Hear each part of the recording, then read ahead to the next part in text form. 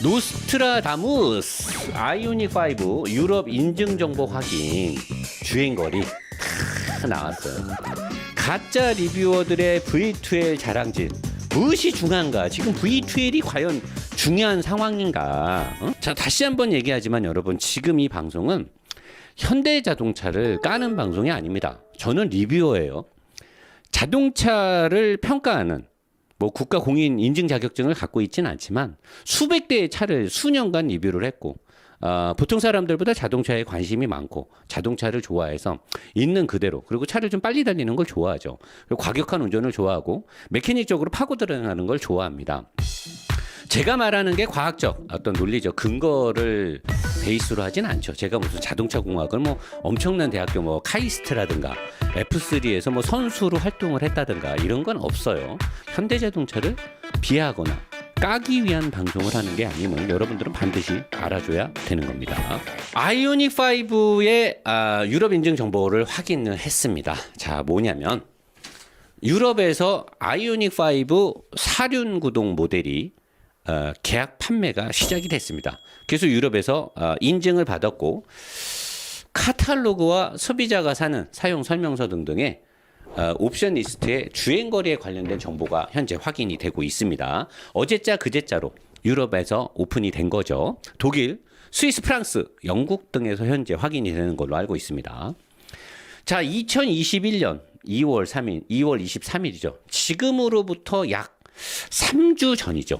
근데 지금 이게 계약 취소라든가 뭐 페널티가 어떻게 되냐 이런 말들이 지금 인터넷상에서 굉장히 난무하고 있어요. 저는 관심이 없는 분야고요. 사전 예약이 실시되는 그날 노 사장이 방송을 했어요. 많은 유튜버들이 어마어마한 아이오닉 5가 나왔다, 이것은 혁신이다, 어쩌고 저쩌고 세계를 선도한다, 현대자동차가 도요타를 앞지를 것이다. 자, 여기까지는 좋아. 좋은 게 나왔을 때 그렇게 빨아줄 수 있어요. 하지만 그런 내용을 보고 소비자들이 아이오닉 5를 계약을 하는 거죠. 왜?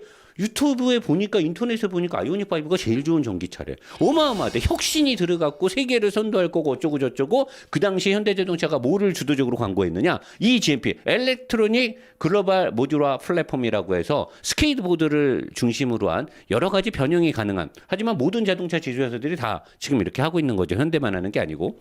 500km 주행이 어쩌고 저쩌고. 이거는 작년부터 말이 많이 나왔던 내용이죠. 월드 프리미어가 어쩌고 저쩌고. 와, 나는 처음에 이거 봤을 때 영국에서 축구를 뛰나. 그리고 교촌치킨을 좋아하시는 분을 필두로 해서 V2F, Vehicle to Road라고 해서 차체의 배터리를 110V, 220V의 콘센트를 통해서 뭐 커피도 끓여 먹을 수 있고 뭐 마사지기도 돌릴 수 있고 뭐 다 한다. 이런 것들이 들어가기 때문에 혁신이다. 어쩌고 저쩌고 했는데 노 사장이 아니다. 이런 것들은 혁신이 아니다.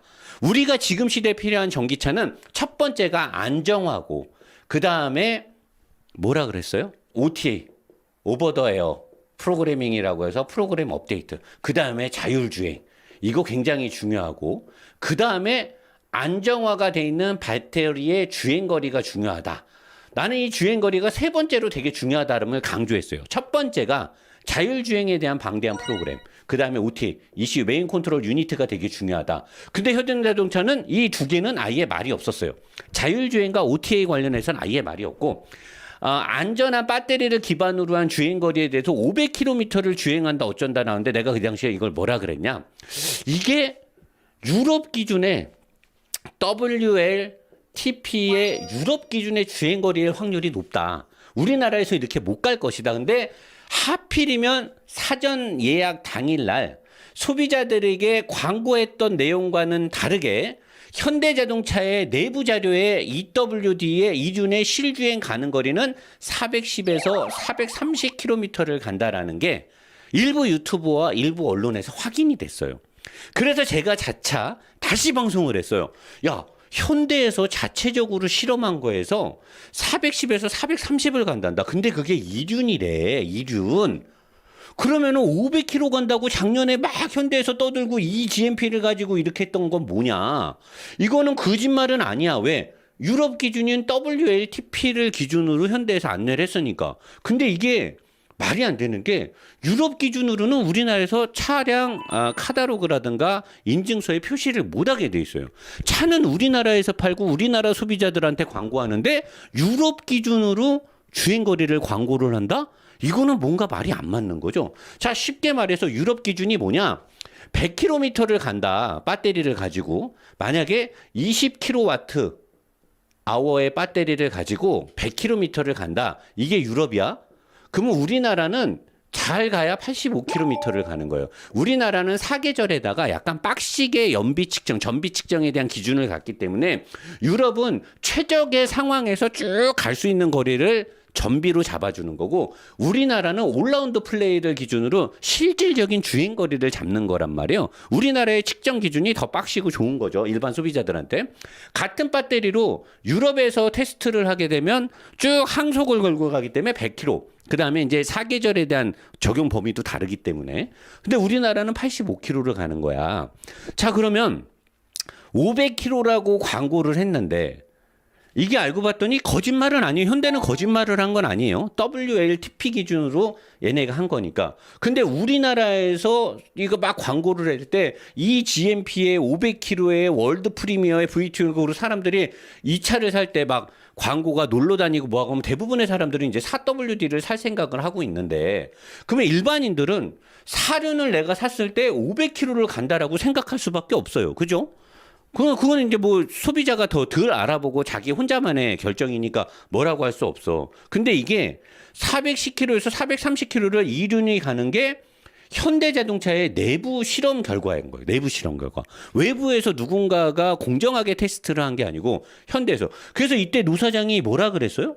야, 그러면 니네가 실험한 게 이륜을 가지고 이것밖에 못 가면은 이게 옵션이 다 빠진 분명히 깡통을 갖고 했을 텐데 옵션을 추가적으로 넣는 거에 대한 가격 공지도 제대로 하지 않고 옵션이 들어가는 거에 따라서 전비가 떨어질 수 있는 옵션들도 분명히 있을 건데 왜냐면 자율주행이라든가 뭐 주차에 관련된 시스템 다 전기를 잡아먹는 것들이니까 그런 옵션들이 들어가면 분명히 전기를 잡아먹어서 전비가 떨어질 건데 거기다가 4WD까지 들어가면 그건 얼마를 가겠다는 거냐?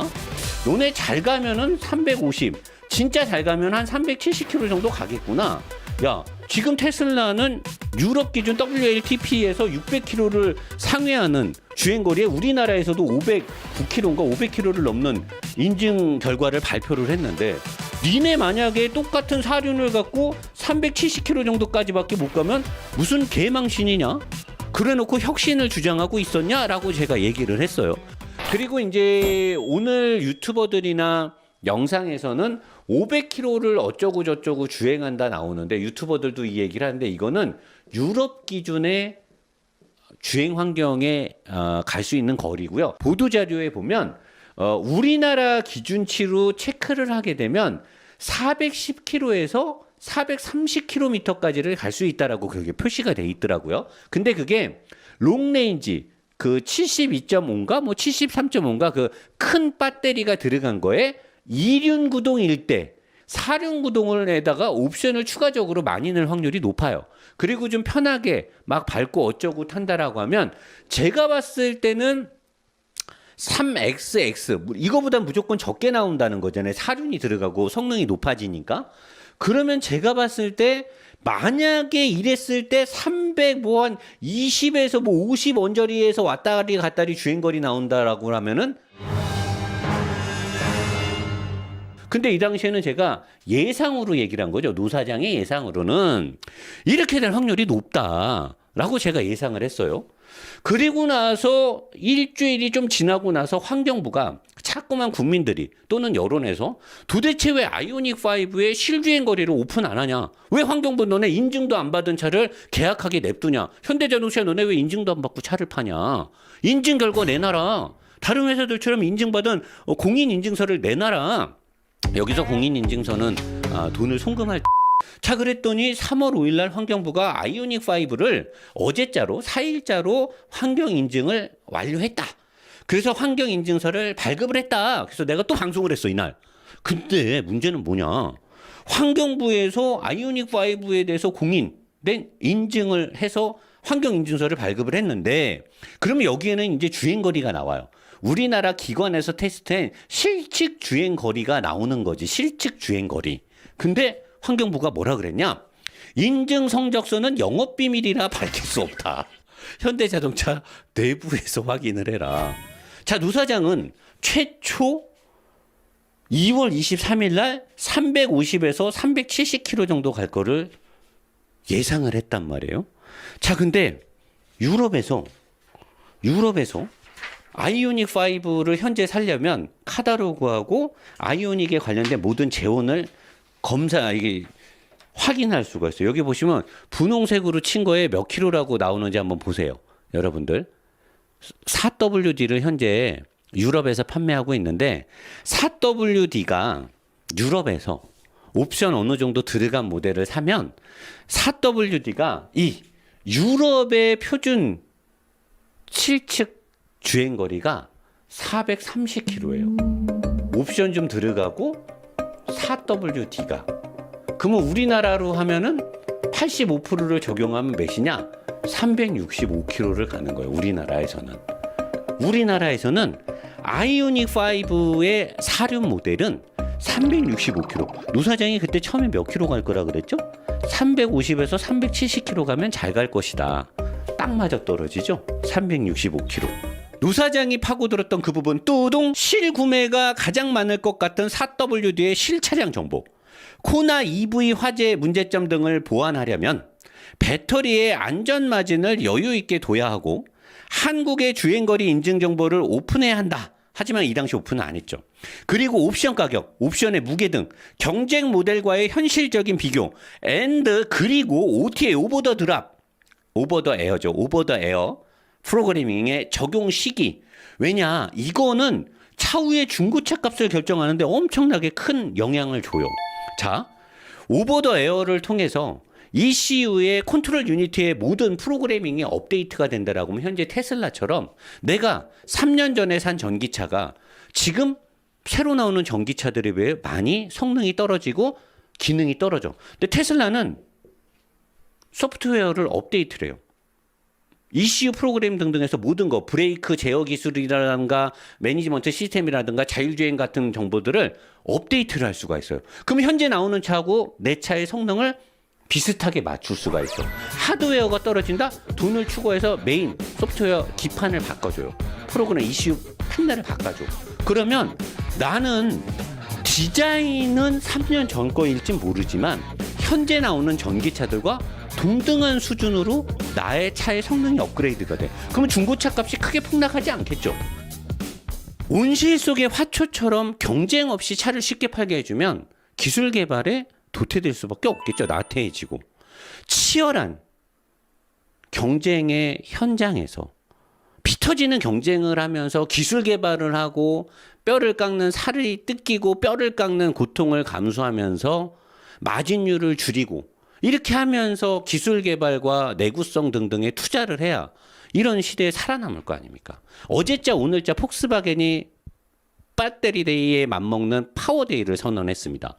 앞으로 폭스바겐에서 나오는 전기차들, 물론 내일부터 제가 또 다루겠죠, 라이브에서. 폭스바겐은 지금 무엇을 준비하고 무엇을 하는지, 테슬라는 지금 어떻게 앞서가는지, 그런 회사들과 경쟁하려면 현대자동차는 어떻게 해야 되는 거죠? 이렇게 가짜 리뷰어들이 말도 안 되는 거를 빨아줄 게 아니라 우리 국민들이 정말로 냉정하게 현대자동차가 잘 되기를 응원하려면 우리는 정말 냉정하게 물건을 사야 됩니다. 무조건적인 맹목적으로 현대자동차를 안 산다라가 아니라 정말로 철저하게 가성비와 가격 대비 비교해서 냉정한 소비를 했을 때 이 기업은 이 소비자들을 만족시키기 위해서 기술 개발에 투자를 하겠죠.